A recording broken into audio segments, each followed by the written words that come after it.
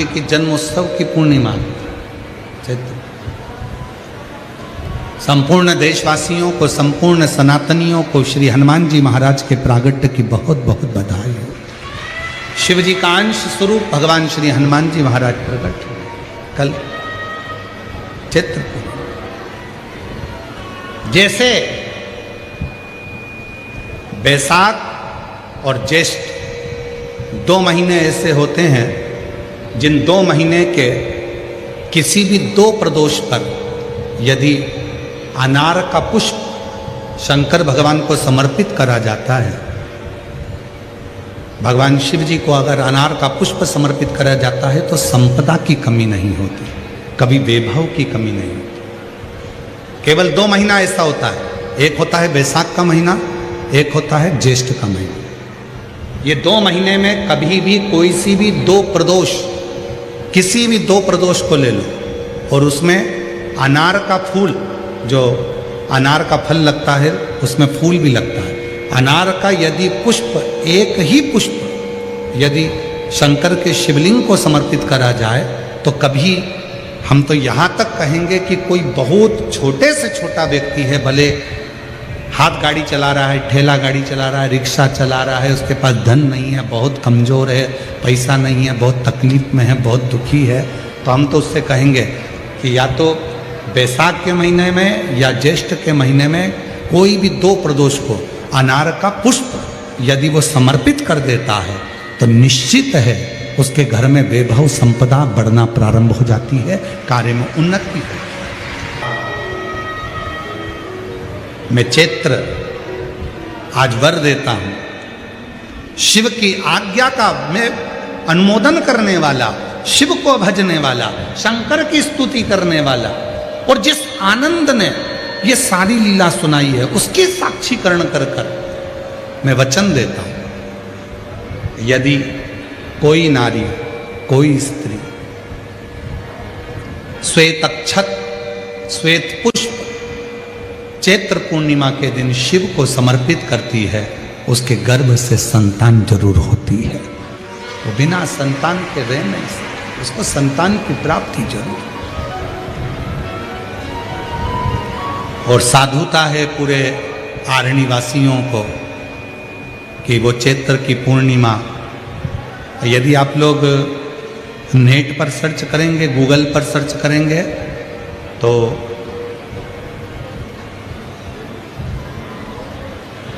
South में, दक्षिण में जो चैत्र की पूर्णिमा होती है उसे शिव झूलन पूर्णिमा भी कहते हैं। दक्षिण में कल भगवान शंकर को झूले में शिवलिंग को रखकर झुलाया जाता है।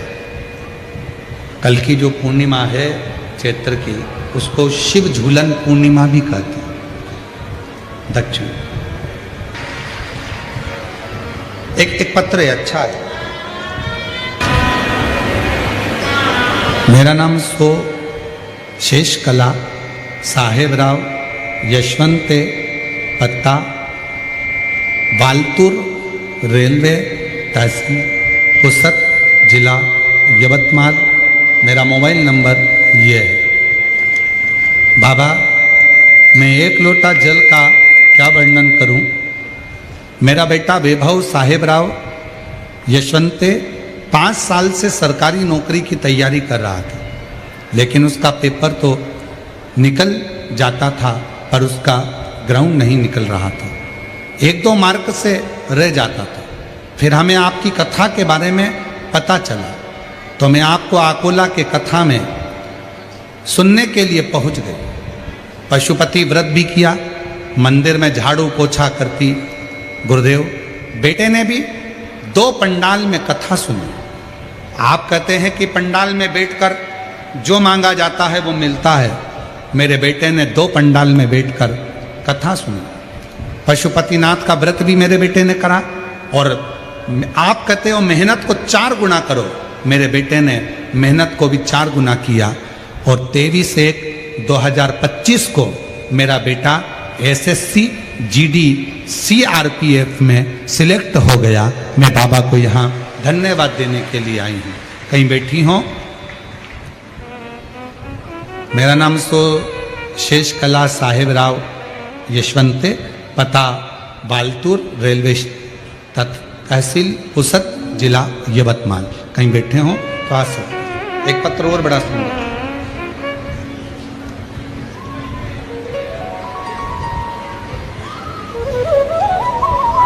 मैं अंत कला शिव शंकर रणखाब लाख तहसील ओढ़ा नागनाथ,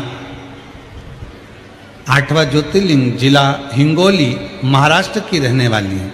कहीं बैठी हो तो आ सकती हैं। गुरुदेव, शादी को 10 साल पूरे हो गए थे पर संतान का सुख नहीं।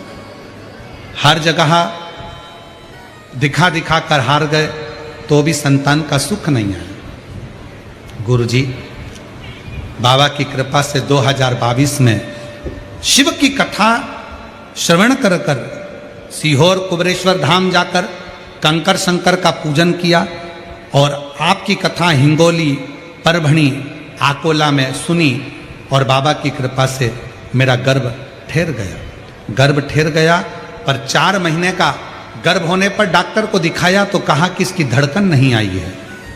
डॉक्टर ने कहा इसको निकाल दीजिए, परंतु कैसे? बड़ी मुश्किल से तो शिव ने दिया था। हम हैदराबाद चले गए और वहां पर भी इलाज करवाया पर किसी कारणवश संतान के सुख में कुछ तकलीफ आई। बाबा ने फिर वापिस ऐसी कृपा कर दी कि उसी बच्चे को जो गर्भस्थ रखा, उसी बच्चे को बाबा ने धड़कन देकर पुनः जीवित किया। मैं बाबा को धन्यवाद देने के लिए आई हूँ। इतना संघर्ष किया है गुरुदेव और बाबा की कृपा से आज शिव जी की कृपा से मेरा बच्चा पूर्ण तरह से स्वस्थ है, जो 10 साल बाद मुझे बाबा ने दिया है। कहीं बैठे हों तो आ सकते हैं। एक पत्र और बड़ा सुंदर है।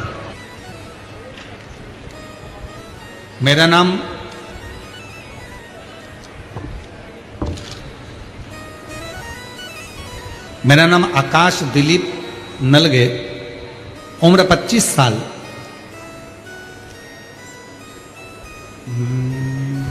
पढ़ के बताओ जरा क्या लिखा है। दिगरासा, जीजा माता नगर, तहसील दिगरासा, जिला यवतमाल के रहने वाले हैं। कहीं बैठे हों तो आ सकते हैं। मैं आकाश की माँ हूं। धन्यवाद।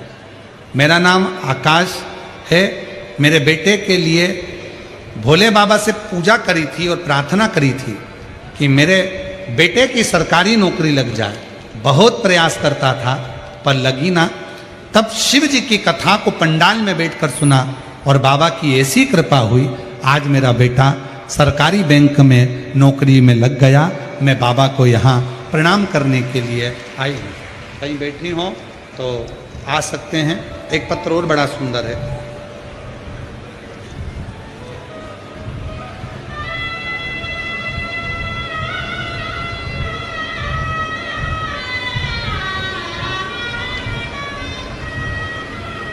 दीपाली ज्ञानेश्वर खंडबे रहने वाले सावंगी खुर्द, दिग्रस, जिला यवतमाल, महाराष्ट्र की रहने वाली हूँ।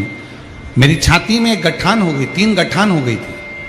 उस गठान को डॉक्टर ने निकाला और उसको लैब में भेजा। तब डॉक्टर बोले कि आपको कैंसर है और वो भी 4 का है। मैं घबरा गई। छाती को निकाला गया, सारा इलाज चला पर डॉक्टर ने कहा कि ये कैंसर तो पूरे शरीर में फैल चुका। डॉक्टर ने जब जवाब दिया तब किसी के कहने पर शंकर के मंदिर में भेजती, जल मंगवाती, उसको पीती और शरीर पर लगाती। डॉक्टर ने तो थोड़ा सा समय दिया था गुरुदेव। 2023 डॉक्टर ने थोड़ा सा समय दिया था, कुछ महीने, पर आज बाबा की कृपा से 2026 में भी अगर बैठी हूँ तो शिव की कृपा से जीवित बैठी हूँ। शंकर ने मुझे संभाल लिया। मैं शिव को नमन करती हूँ, प्रणाम करती हूँ। तुम अपने माँ बरबरनी के पास, अपने पिता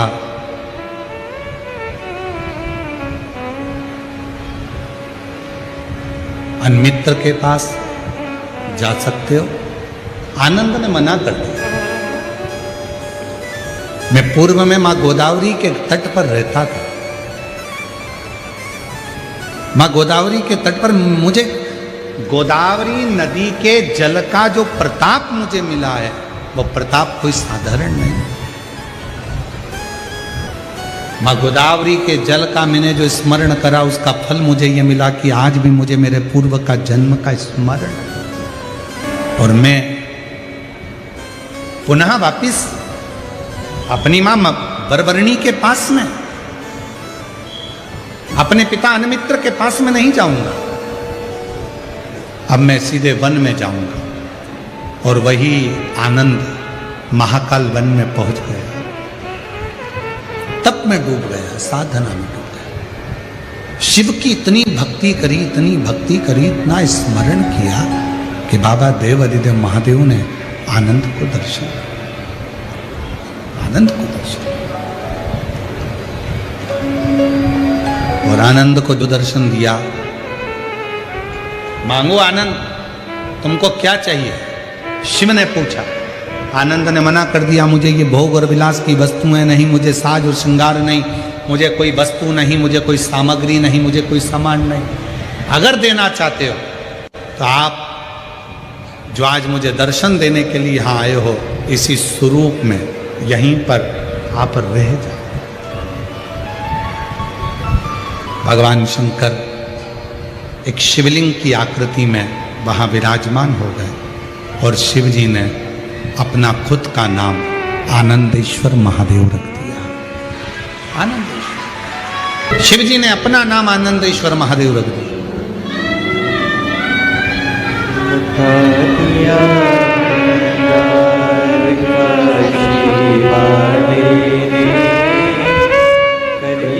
शंभू 10 वर्ष के बाद हुआ है। एक बार जोरदार ताली। शिव महापुराण की कथा वर्णन करती है। जो बच्चे पढ़ने बैठे, विद्या अध्ययन करने बैठे, और यदि पढ़ने के बाद उनके विवेक में, बुद्धि में वो चीज नहीं बैठ रही है, याद नहीं रह रहा, तो 2 महादेव ऐसे हैं जिनका स्मरण करना चाहिए। एक है कपिलेश्वर महादेव और दूसरे हैं आनंदेश्वर महादेव। और माताओं से निवेदन है, जितनी भी मेरी माताएं बैठी हैं, जितनी मेरी जीजियां बैठी हैं, जितने मेरे जीजा बैठे हैं, जितनी मेरी बेटियां बैठी हैं, जितने मेरे बुजुर्ग माँ बाप बैठे हैं, उनसे निवेदन करो, स्मरण। प्रत्येक माता को स्मरण में रहना चाहिए। आप बच्चे से कहती हो पढ़ पढ़ पढ़ पढ़ पढ़, पढ़ता नहीं। आप उसके पीछे पड़ जाती हो, वो पढ़ता नहीं। पढ़ भी लेगा तो याद रहता नहीं, स्मरण नहीं करता। खुद बैठो। बच्चा कितना भी ट्यूशन चले जाए, कितनी भी कोचिंग चले जाए, कितने भी अच्छी कोचिंग में जाकर पढ़ ले, पर प्रत्येक घर की माता को, प्रत्येक घर के पिता को एक काम करना चाहिए, कम से कम 15 मिनट, 20 मिनट, आधा घंटा अपने बच्चों को पढ़ाने के लिए जरूर बैठना चाहिए। कई माताएं कहती हैं, गुरुजी हमने ट्यूशन लगा दी, कोचिंग लगा दी। भले लगा दो, अपना बेटा है, तुम्हें नहीं आता ज़्यादा पढ़ाना, फिर भी उसके पास बैठो, वो कॉपी लेकर बैठेगा, पढ़ेगा। जितनी देर बैठ सकते हो उसके पास बैठो थोड़ा। और एक काम जरूर करो, उसको अच्छी विद्या अध्ययन कराओ, पढ़ाओ। साथ में आनंदेश्वर महादेव, कपिलेश्वर महादेव, दोनों का नाम लेकर थोड़ा सा जल शिव जी को चढ़ाओ, और वो जल उस बच्चे को जरूर पिलाओ जिसकी बुद्धि में, जो याद करता है भूल जाता है, या पढ़ने में मन नहीं लगता, ध्यान नहीं लगता, खेलने में मन लगता है, ज़्यादा ध्यान पढ़ाई में नहीं जाता, उसको आनंदेश्वर महादेव और कपिलेश्वर महादेव, ये 2 ऐसे। आनंदेश्वर महादेव, आनंद वो बालक जो जन्म लेते से ही अपनी माता को ज्ञान देते हैं, और कपिलेश्वर महादेव, कपिल मुनि, वो जो जन्म लेते से ही अपनी माता देवहूति को ज्ञान देते हैं। ये दो विद्वत्ता के विषय, विद्वत्ता की जम के बोलो आनंदेश्वर महादेव, दूसरे कपिलेश्वर। और हम तो यहां तक कहेंगे, जो बुजुर्ग माताएं हो जाती हैं, बूढ़े जो हो जाते हैं, बुजुर्ग हो जाते हैं, अवस्था ज़्यादा हो जाती है, स्मरण शक्ति नहीं रहती, बार बार भूल जाते हैं, हाथ पैर में कंपन होने लगता है, थोड़ा थोड़ा थोड़ा हाथ धूजने लगता है, शरीर थोड़ा थोड़ा धूजता है, अपने आप उसके शरीर में कंपन रहता है। तो निवेदन है, एक दुर्वा शिव जी पे चढ़ाएं कपिलेश्वर महादेव के नाम से। उस दुर्वा को प्रदोष काल में, शाम का जो समय होता है, प्रदोष काल का जो समय होता है, उस समय पर उस दुर्वा को धीरे धीरे चबा चबा कर खाना प्रारंभ करें। 3-4 प्रदोष करेंगे, धीरे धीरे हाथ धूजना बंद हो जाएगा और स्मरण शक्ति प्रबल होगी। कपिलेश्वर महादेव, और दूसरे नंबर पर क्या है? आनंदेश्वर। ये 2 महादेव ऐसे हैं जिनका स्मरण विद्या को तीव्रता देता है।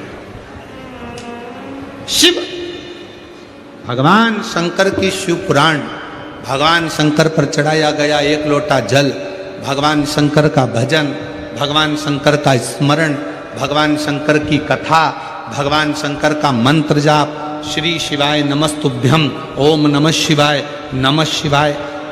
ये तुमको भाग्य बताएगा नहीं, पर भाग्य तुम्हारा बना देगा। ये भाग्य बनाएगा।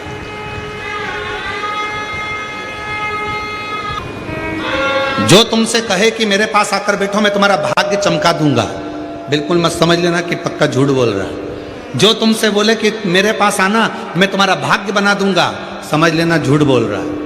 कहीं मत जाओ, सारी समस्या का हल 1 लोटा जल। जम के बोलो, सारी समस्या का हल। जब सियोर वाला बाबा इतना डंका पीट पीट के कह रहा है कि कहीं मत जाओ, 1 लोटा जल चढ़ाओ, तुम्हारी किस्मत तुम्हारा भोलेनाथ बना देगा, कहीं मत जाओ, अपने घर के मंदिर में जाओ, अपने घर के पास के मंदिर में 1 लोटा जल चढ़ाने जाओ, कहीं किसी चुंगल में मत फंसो, किसी के आडंबर में मत फंसो। क्यों फंसो? और फिर मिलते हैं वो नासिक जैसा महाराज, फिर मिला वो ऐसा भाग्य बताने के चक्कर में ना जाने कितनों की जिंदगी को बर्बाद कर कर बैठ गया।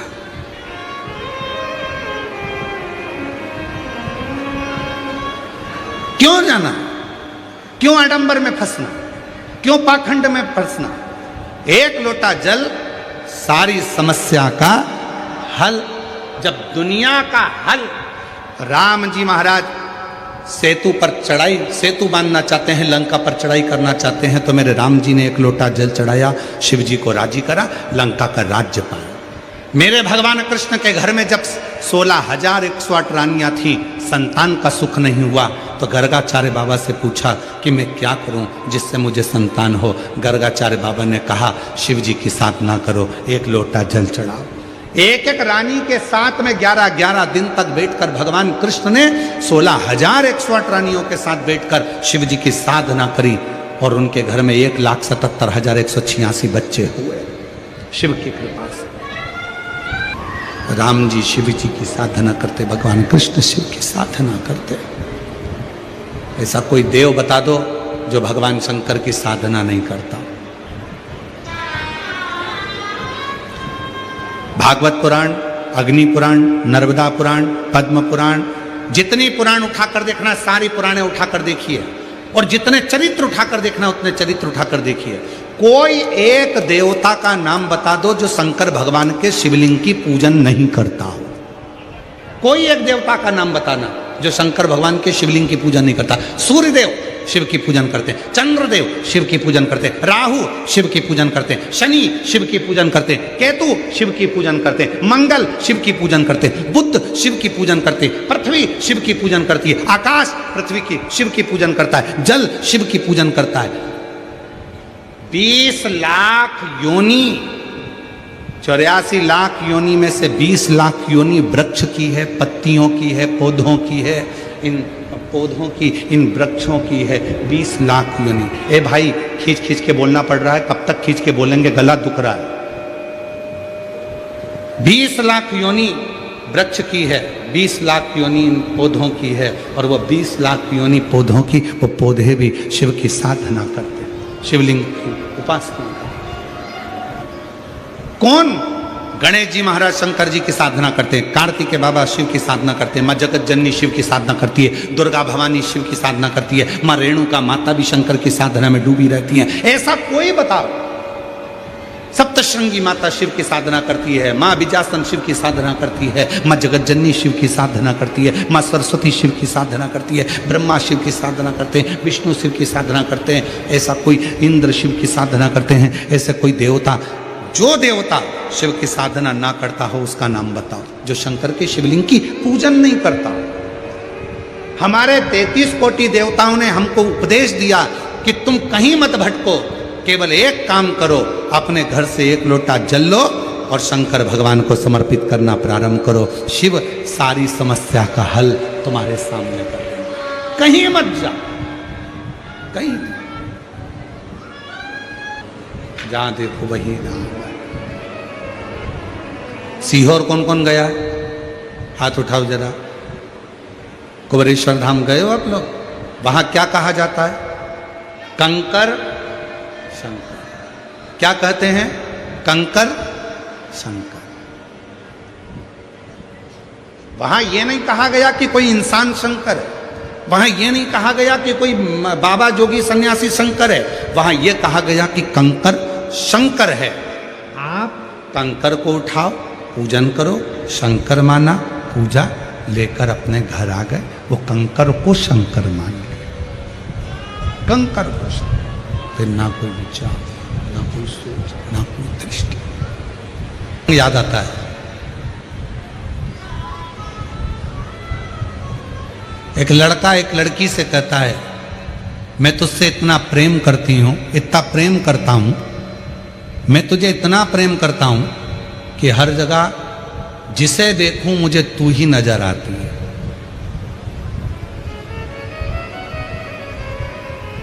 मैं तुझसे इतना प्रेम करता हूं, इतना प्रेम करती हूं कि जहां देखूं मुझे हर एक में तू ही नजर आता है। अगर हर एक में तू ही नजर आता है तो फिर ये प्रेम कहां हुआ? प्रेम किसको कहते हैं?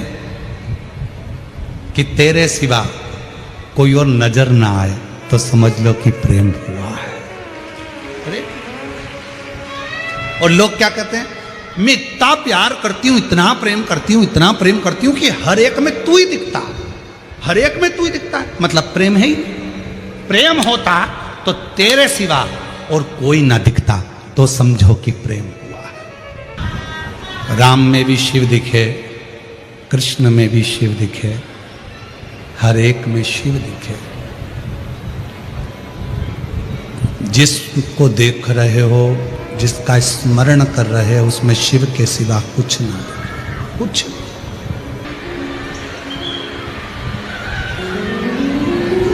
आरणी में, यवतमाल में जो कथा चल रही है, ये 5 अप्रैल तक रहेगी। उसके बाद में कथा 8 से 14 अप्रैल भीलवाड़ा राजस्थान में रहेगी 2 बजे से 5 बजे तक। फिर 17 अप्रैल से 23 अप्रैल तक दिल्ली में रहेगी। उसके बाद में 5 मई से 11 मई तक रांची झारखंड में शिव महापुराण की कथा रहेगी। 5 मई से 11 मई तक 1 बजे से 4 बजे तक रांची झारखंड। फुटबॉल ग्राउंड रांची गौशाला न्यास सुकुर हुटू कांके रांची झारखंड में 1 बजे से 4 बजे तक 5 मई से 11 मई तक शिव महापुराण की कथा का क्रम रहेगा। भाव से बाबा को अपने मन की बात कहिए, प्रार्थना करिए। एक देवहूति, एक वरदान, दोनों को उपदेश दिया, दोनों को उपदेश।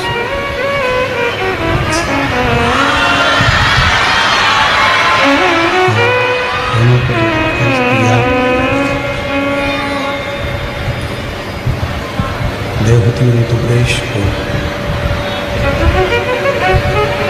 देवहूति माता कपिल देव जी महाराज के उपदेश राज के मुख से ज्ञान उपदेश लिया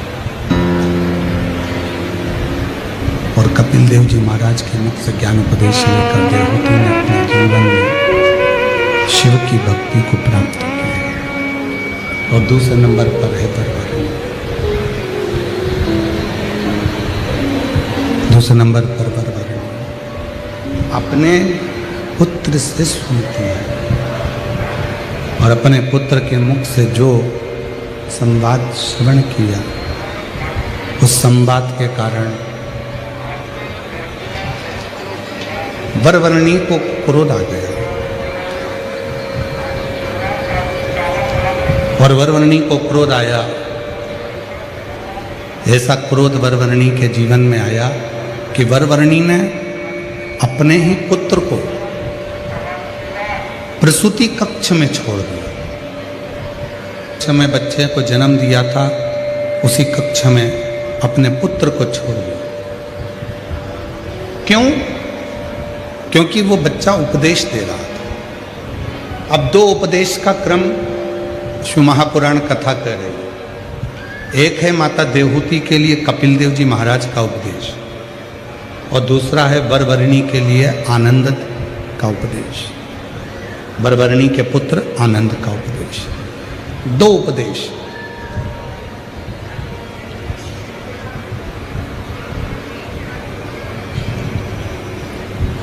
देवहूति माता उपदेश सुनती हैं तो भक्ति में डूब जाती है और वरवरणी उपदेश सुनती है अपने पुत्र का तो क्रोध से भर जाती है और क्रोध से भरकर वो अपने पुत्र को प्रसूति कक्ष में ही छोड़ देती,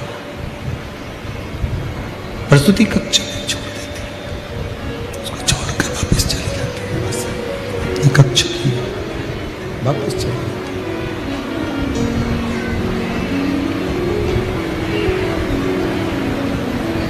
जब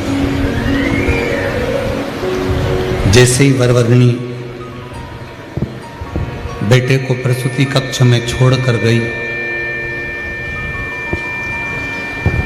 जैसे ही वरवरणी प्रसूति कक्ष में अपने पुत्र को छोड़कर गई, वैसे की वैसे ही जात हरणी आ गई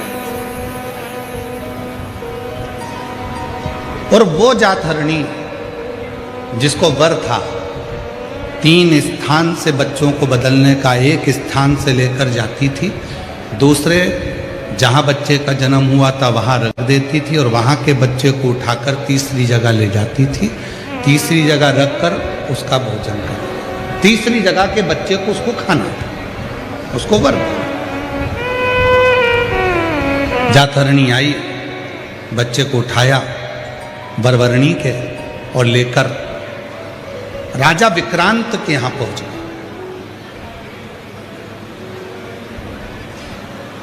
राजा विक्रांत की धर्मपत्नी के गर्भ से एक बच्चे ने जन्म लिया और राजा विक्रांत के यहां उस जातहरणी ने वरवरणी के पुत्र को ले जाकर रख दिया और राजा विक्रांत के बेटे को लेकर चली गई और वहां से उठाकर एक बुद्ध ब्राह्मण के यहाँ पहुँच गए। बुद्ध ब्राह्मण के यहाँ जातहरणी ने राजा विक्रांत के बेटे को रख दिया और बुद्ध ब्राह्मण के बच्चे को उठाकर ले गई और उस बच्चे को वो खा गए, उस बच्चे को खा गए। अब वरवरणी का बेटा जिसको वो लेकर चली गई थी वो तो लगा कि समाप्त हो गया, पर राजा विक्रांत के घर में जैसे ही वो बच्चे का जन्म हुआ खूब उत्सव मनाया। राजा विक्रांत को भी नहीं मालूम कि मेरा असली बच्चा तो जातहरणी लेकर चली गई है और उसे किसी ब्राह्मण के घर में छोड़ दिया है, पर राजा विक्रांत के यहाँ जन्मोत्सव मन रहा था। बच्चा बड़ा हो गया।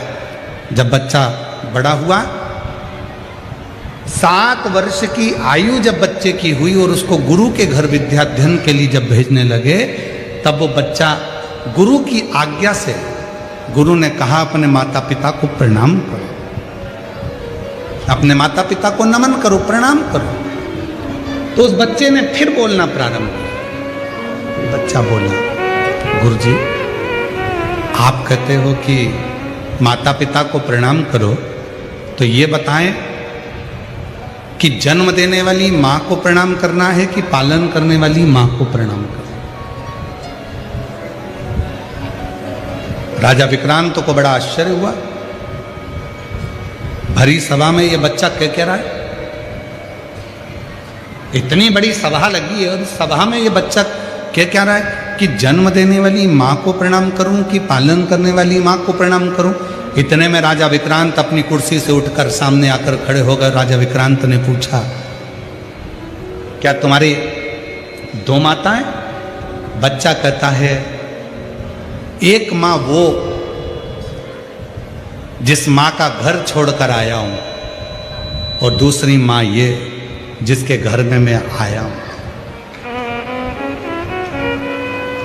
क्या मेरी धर्मपत्नी तुम्हारी दूसरी मां है? हां। वो बच्चा इतना विद्वान था जिसका नाम राजा विक्रांत ने आनंद रखा था। कहती है कि वो आनंद नाम का जो बच्चा था, जो वरवर्णी के गर्भ से जन्मा था, वो शिव का पुराना उपासक था। मां गोदावरी के तट पर रहता था। गोदावरी के तट पर रहकर वो केवल एक काम करता था। उसने ना कभी जिंदगी में किसी देवालय को गया, ना गोदावरी के तट पर रहने के बाद वो किसी शिवालय को गया। वो तो केवल गोदावरी के तट पर रहकर एक कार्य करता था।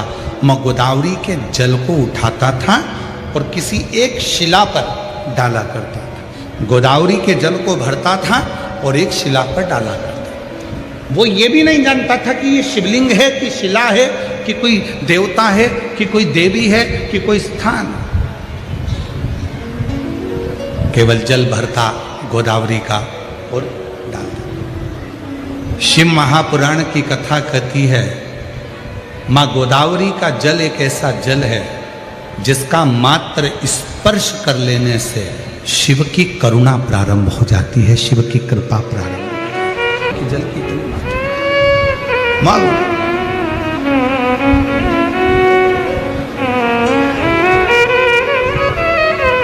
और महाराष्ट्र वालों को तो बड़ी कृपा है मां गोदावरी की।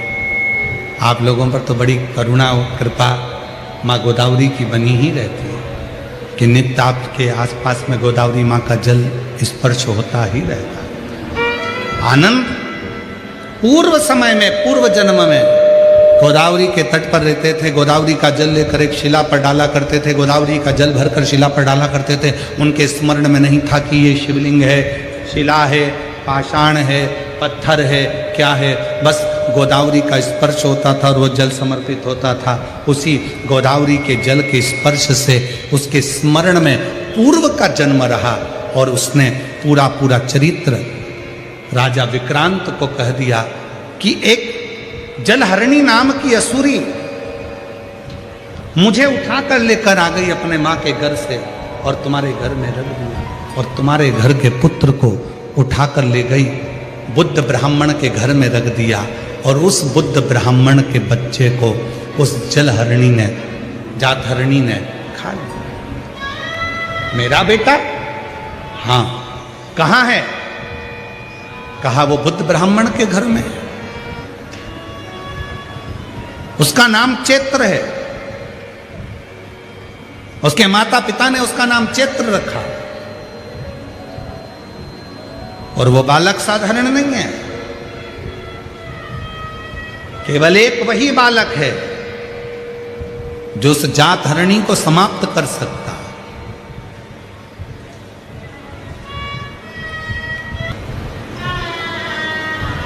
राजा विक्रांत उस बच्चे का कहना मानकर बुद्ध ब्राह्मण के घर पहुंच गए और बुद्ध ब्राह्मण के घर जाकर कहा कि महाराज ब्राह्मण देवता, आपके घर में जो पुत्र है ना, वो मेरा पुत्र है, मेरा पुत्र। मैं राजा विक्रांत, मेरा बेटा आपके घर में है। बुद्ध ब्राह्मण ने कहा, यदि वो आपका बेटा है तो मेरा बेटा कहाँ गया? तो कहा, उसको तो जातहरणी खा गई। जाथरणी खा गई।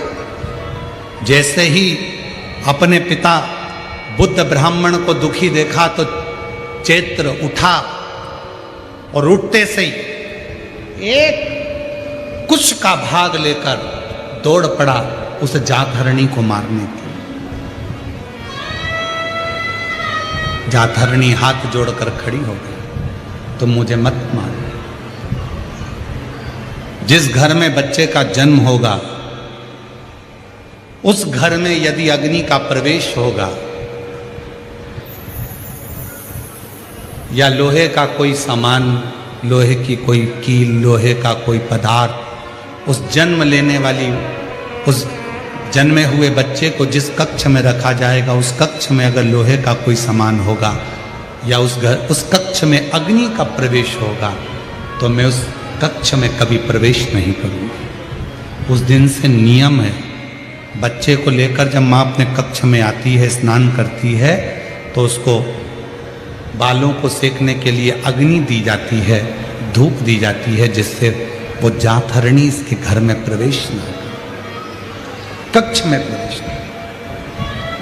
चैत्र ने छोड़ा, जाथरणी ने एक वर और मांग लिया, जब आप मुझे इतना वर दे रहे हो तो संसार में कितनी नारियां हैं, संसार में कितनी माताएं हैं। मैं जानती हूं कि मैं जाथरणी हूं, मैं बच्चों को खा जाती हूं, पर संसार में ना जाने कितनी माताएं, कितनी नारियां हैं, उनका गर्भ नहीं है, उनके गर्भ से संतान नहीं,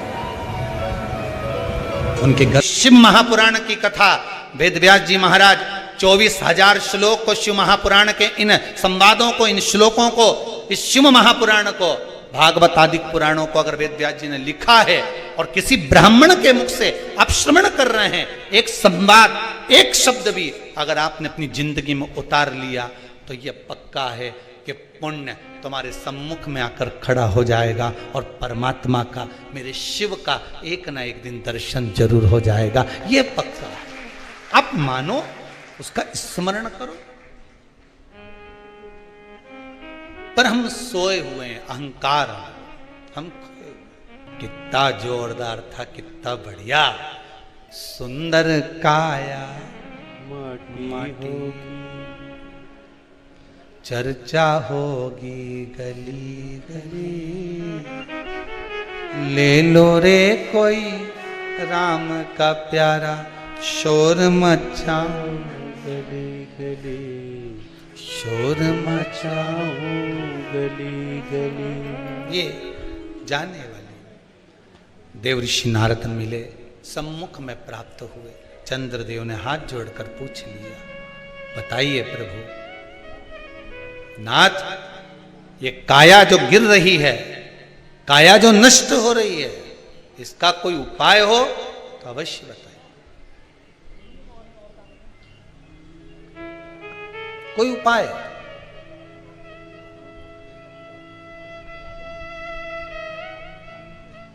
एक बात ध्यान रखिएगा, यदि काया का रोग हो गया, मान लो शरीर कहीं से सफेद पड़ रहा है, कहीं से काला पड़ रहा है, शरीर में से खाल की फुकड़ी निकलना प्रारंभ हो गई हो, शरीर में काले काले चट्टे पड़ना चालू हो गए हों, या कोई विशेष रोग हो गया, कोई विशेष। एक सुंदर बात लिखी है इस पत्र, इसी पत्र में लिखा है, इनके कोई रिश्तेदार को ब्लैक फंगस की बीमारी हो गई थी महाराज। एमबॉय हॉस्पिटल में इंदौर में दिखाने के बाद भर्ती करा गया। डॉक्टर ने एमआरआई का लिख दिया और कह दिया कि इसके जबड़ा निकलेगा। ये जिनने लिखा है पत्र, जबड़ा निकलेगा, पर ऑपरेशन रूम में भी ले गए, इसमें लिखा है। ये पत्र हम यहीं छोड़कर जाएंगे, आप बाद में पढ़ते रहना। हमारी आदत में जो भी पत्र आप लोग भेजते हो हम यहीं छोड़कर चले जाते, बाद में मर्जी पड़े तो पढ़ते रहना।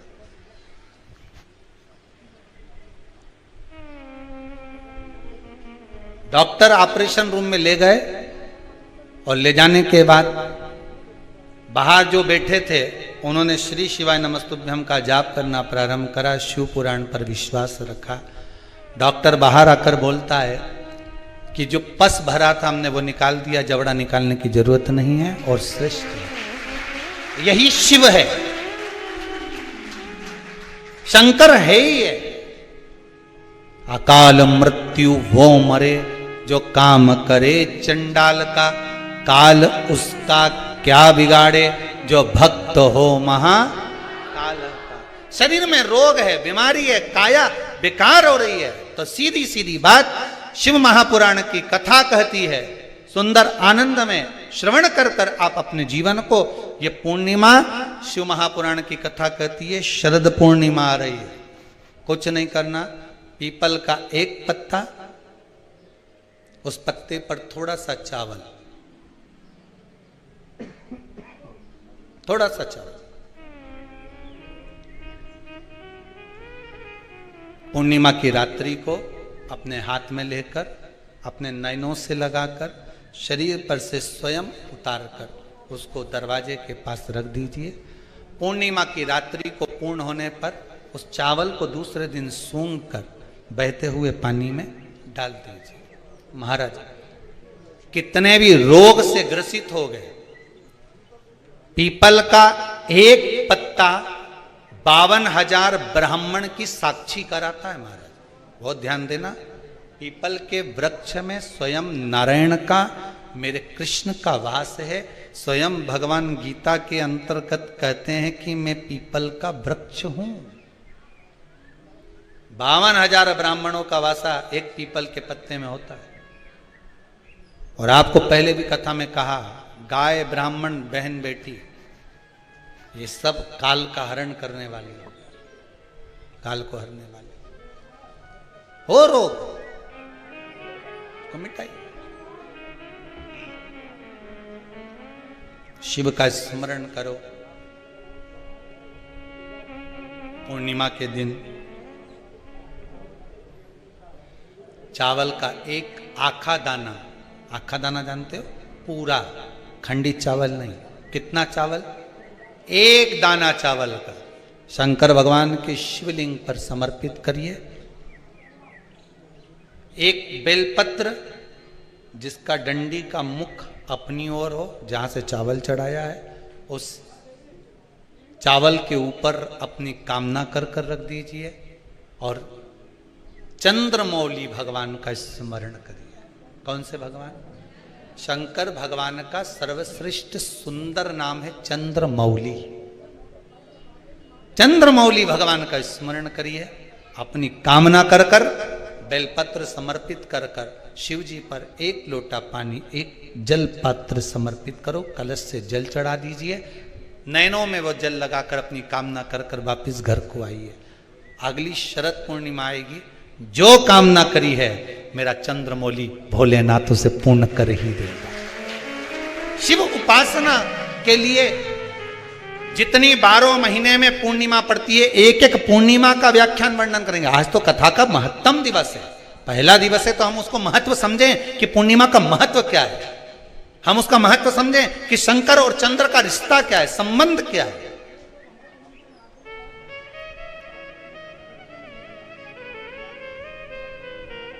भगवान ने जितनी पूर्णिमा बनाई है, जितने नक्षत्र बनाए, जितनी घड़ी बनाई, जितना पल बनाया, जितना समय बनाया, ये शंकर भगवान ने जो बनाया ये गलत नहीं बनाया, श्रेष्ठता के लिए बनाया, जग के उद्धार के लिए, संसार के उद्धार के लिए बनाया। अब उसका प्रयोग आप करें ना करें या आपके ऊपर है। आप उसका प्रयोग कर रहे हैं ना कर रहे हैं, ये आपके ऊपर, पर जो बनाया है मेरे भगवान,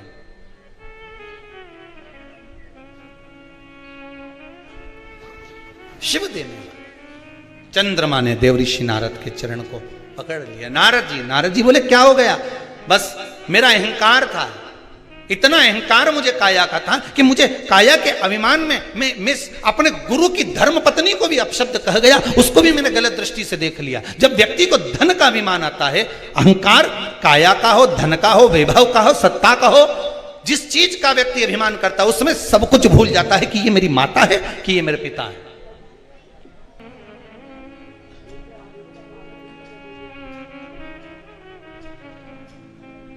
एक व्हाट्सएप पे एक मैसेज भेजा था किसी ने, उसमें लिखा था गुरुजी भगवान से प्रार्थना करवाना कि जैसे नवरात्रे में हमारे घर की बहुएं, हमारी घर की बेटियां इतना सुंदर सुंदर श्रृंगार कर कर सज कर इतनी जोरदार जोरदार गरबा करती हैं, इतनी एनर्जी इनको जो नवरात्रे में माता जी 9 दिन देती है, ऐसी ही एनर्जी दीपावली पर लिपाई पुताई और पुछाई के लिए दे दे, ऐसी प्रार्थना कर। नवरात्र में इतनी एनर्जी इनमें आ जाती है कि डंडा ले लेके ये एक पाँव वहां एक पाँव वहां, बस भगवान से प्रार्थना करना गुरुदेव की ऐसी एनर्जी हमारी बहू बेटियों में भगवान दिवाली तक ऐसी दे दे कि सारे डब्बे पोंछ पोंछ के धर दे। घर में जितना भी झाड़ू पोछा है, ये अच्छी टेबल पे चढ़ी यूं मार समझ ले गरबा ही खेल रही। ये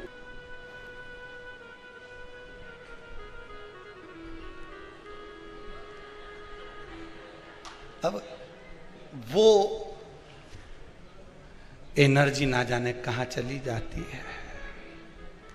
9 दिन के बाद अगर सास कह दे कि बेटी उधर से झाड़ू लगाती लगाती लिया और सारे रसोई घर के डब्बों को निकाल के धो के पोंछ ले, उतने में तो 4 दिन से तो मेरी कमर ही दुख रही है, एनर्जी खत्म। वो बल समाप्त। शिव कथा कह रही है अहंकार ना करिए। अहंकार में 3 गए धन वैभव और वंश, ना मानो तो देख लो रावण कौरव कंस, ये तीनों अहंकार में चलेगा। आपका अभिमान, आपका अहंकार आपको परमात्मा से दूर कर देगा, भगवान से।